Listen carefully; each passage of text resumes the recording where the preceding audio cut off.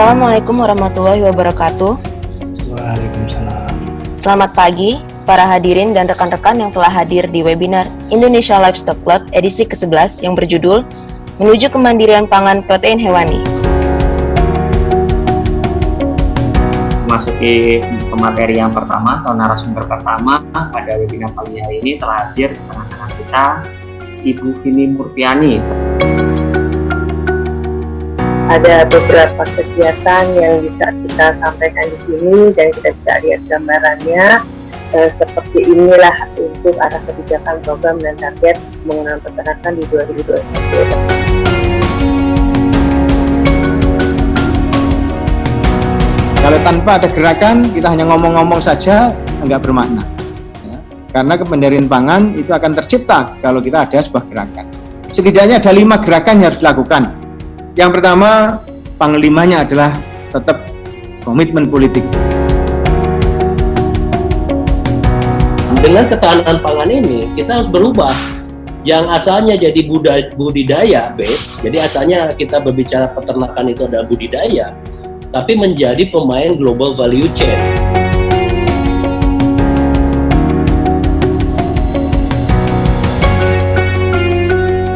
4 hari yang lalu kita baru dapat terbuka data bahwa kapasitas kandang ayam di Indonesia sekitar 86 juta ekor per minggu. Di lain pihak, konsumsi hari ini hanya membutuhkan sekitar 35 juta.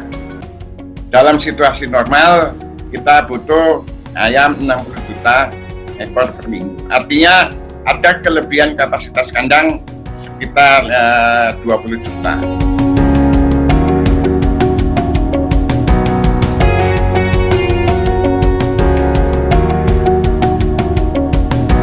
Selamat pagi, para hadirin dan rekan-rekan semua yang telah hadir di webinar Indonesia Livestock Club edisi ke-12 yang berjudul Menghasilkan Pangan Protein Hewani yang Aman, Halal, dan Bergizi. Latar belakang dari penyelenggaraan diskusi yang kami angkat ini adalah peran penting protein hewani, yaitu dalam menghasilkan generasi emas 2045 yang sehat, cerdas, dan berdaya saing tinggi di tingkat global. Itu sangat penting dalam upaya menjamin ketersediaan pangan sumber protein hewani yang aman, halal, dan bergizi. Kita langsung saja, kita mulai pagi ini.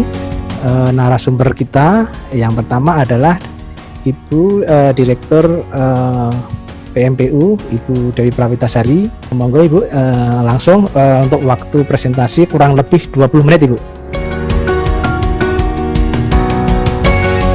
Baik, pada pagi hari ini waktu yang diberikan adalah 20 menit ya. Slide saya ada 24, jadi cepat-cepat saja. Jika produk itu telah dievaluasi dan memenuhi persyaratan keamanan mutu dan gizi, maka akan diberikan izin edar. Tentunya dalam hal ini dengan adanya izin edar Badan POM akan meningkatkan kepercayaan kepada masyarakat dan tentunya memberikan nilai tambah bagi produk tersebut. Jadi kalau kita ukur untuk close house ini dibandingkan dengan open house, maka ayam itu bisa diproduksi dengan indeks prestasi kalau open house 300, kalau di close house ini bisa 400. Jadi dengan pakan 1,4 untuk open house itu baru menghasilkan 1 kilo daging. Sedangkan kalau di close house itu dengan pakan 1,3 itu bisa menghasilkan 1 kilo daging. Nah, kalau itu diolah dengan cara yang benar, dengan cara yang aman, kemudian dikonsumsi tidak berlebihan, tidak kekurangan, dan dalam jangka waktu bukan hanya sekali sebulan, tapi jadi kebiasaan makan, maka kita bisa meraih manfaat yang dimakan. Keamanan pangan adalah salah satu hal yang challenging buat kita bersama, karena kalau kita mau kompetisi dengan negara yang lain, ibaratnya dengan model makan kita saja kita sudah pintar ibaratnya ya. Maksudnya apalagi misalkan kita memperhatikan food safety, kemudian sumber kalorinya, sumber protein, dan macam-macam. Saya yakin mungkin di target 100 tahun Indonesia Merdeka akan tercapai seperti bisa lebih awal. Dan itu tugas kita bersama.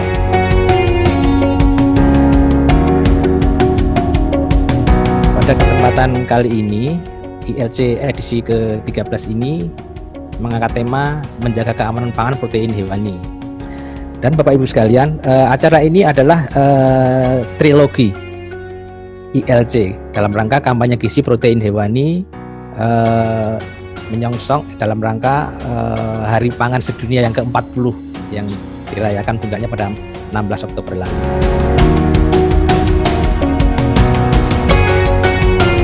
Sekarang ini karena sudah kita lihat perdagangan internasional sudah tidak bisa ada bariernya sama sekali. Tadi juga sudah dikatakan, saya dengar juga dari video tadi menyatakan bagaimana Brazil itu bisa sebagai negara pengimpor produk hewan atau khususnya unggas. Nah, itu di seluruh dunia itu kita juga harus mempunyai kepentingan sendiri terhadap produk-produk kita. Yang pertama adalah bagaimana kita meningkatkan daya saing produk kita. Jadi kebijakan di mana pemerintah tidak bisa lagi melakukan diskriminasi terhadap barang impor atau mengganggu ekspor kita. Jadi kebijakan perdagangan bebas ini tetap harus ada kontrolnya, yaitu hanya dengan pajak impor dan ekspor, tetapi tidak bisa menghambat perdagangan internasionalnya. Jadi di sini adalah penentuan permainan tarif, pembatasan mata uang, pembatasan kuota impor.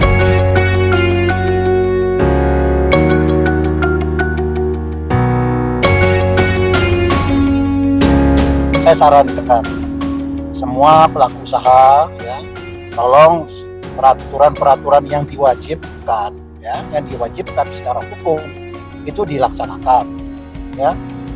Peraturan-peraturan lain yang dipersyaratkan oleh negara-negara lain karena kita ingin ekspor, silakan Anda tambahkan, gitu loh, Anda tambahkan. Ini kedepannya kita berharap juga seluruh dunia usaha di Indonesia, khususnya di poultry industry, bisa menerapkan hal yang sama dan seluruh masyarakat kita, tidak hanya yang lapisan atas atau segmen atas yang bisa menikmati makanan yang aman, tapi seluruh jajaran masyarakat kita, baik yang di wet market, baik yang di masyarakat kebanyakan ini tentunya tetap bisa memperoleh perlindungan keamanan pangan yang memadai. Karena itulah kami juga mendekatkan diri kami ke masyarakat dengan membuka retail-retail atau kios-kios daging yang dekat dengan masyarakat, sehingga mereka juga berkesempatan untuk memperoleh produk-produk yang keamanan pangannya terjaga dengan baik.